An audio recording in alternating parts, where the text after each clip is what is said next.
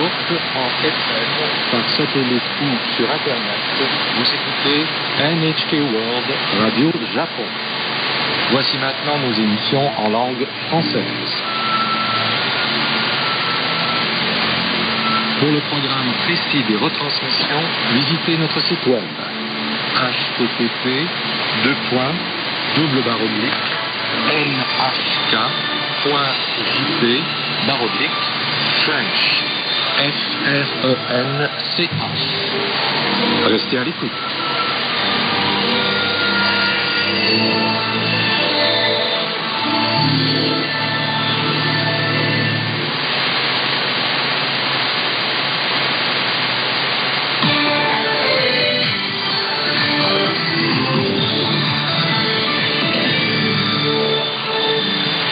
Bonjour à toutes et à tous et bienvenue sur Radio Japon. Nous sommes le mardi 24 octobre. Ce bulletin d'information de 21h30 vous est présenté par Marie-Hélène Caram, Adrien Lachance et moi-même Myriam Legrand.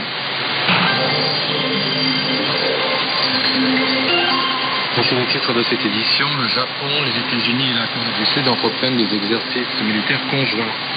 Les ministres de la Défense de l'ASEAN se mettent d'accord pour continuer à mettre en œuvre les résolutions du Conseil de sécurité visant la Corée du Nord.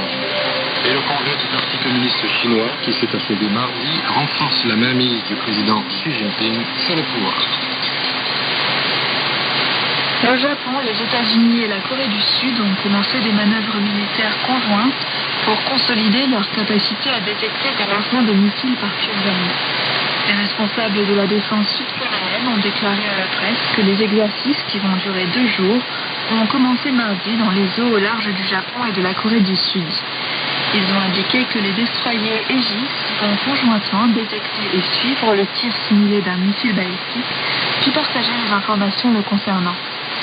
Un porte-parole de l'état-major interarmé sud-coréen a affirmé que l'exercice est conçu pour se préparer face à la menace du Nord.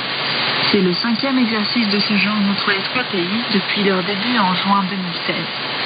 Lundi, les responsables de la défense des 3 pays ont convenu lors de discussions aux Philippines de coopérer en prenant diverses mesures, dont des manœuvres militaires conjointes afin de renforcer la pression sur la Corée du Nord.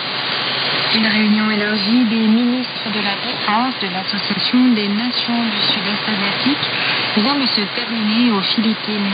Les ministres se sont mis d'accord pour continuer à mettre en œuvre les résolutions du Conseil de sécurité des Nations Unies assorties de sanctions contre la Corée du Nord.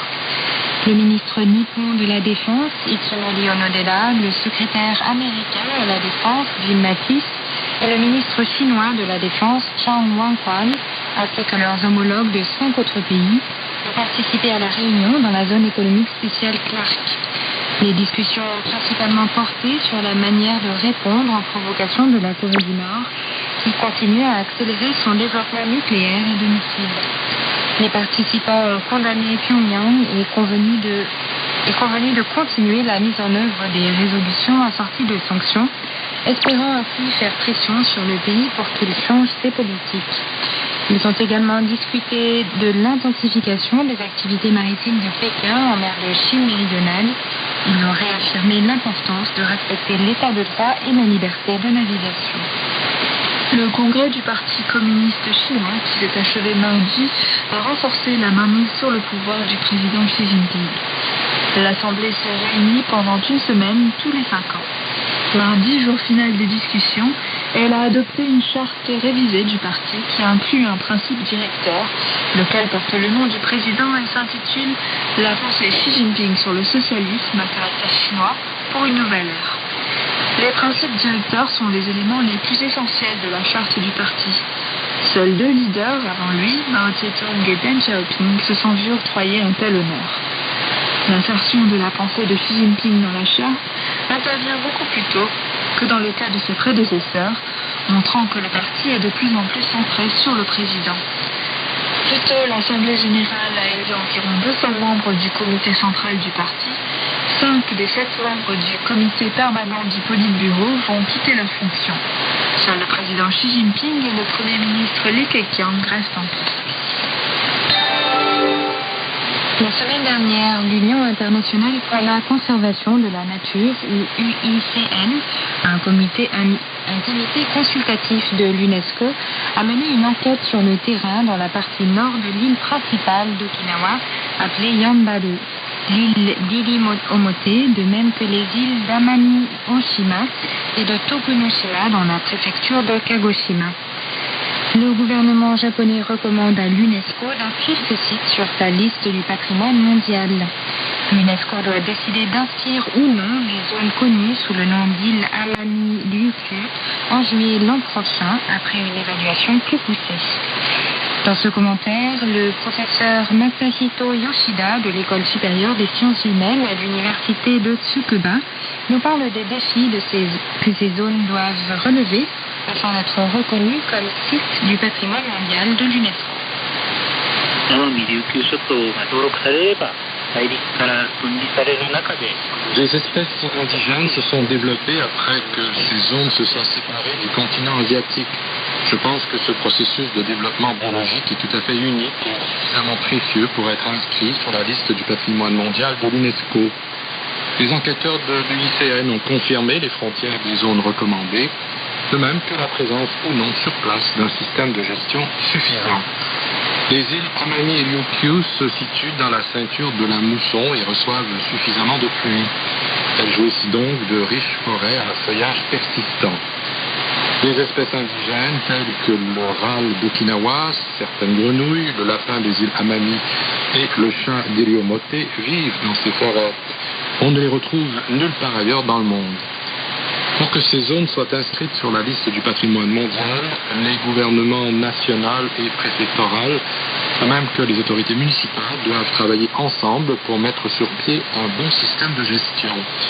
L'objectif est de s'assurer que ces espèces ne seront pas mises en péril en raison du tourisme ou d'espèces étrangères.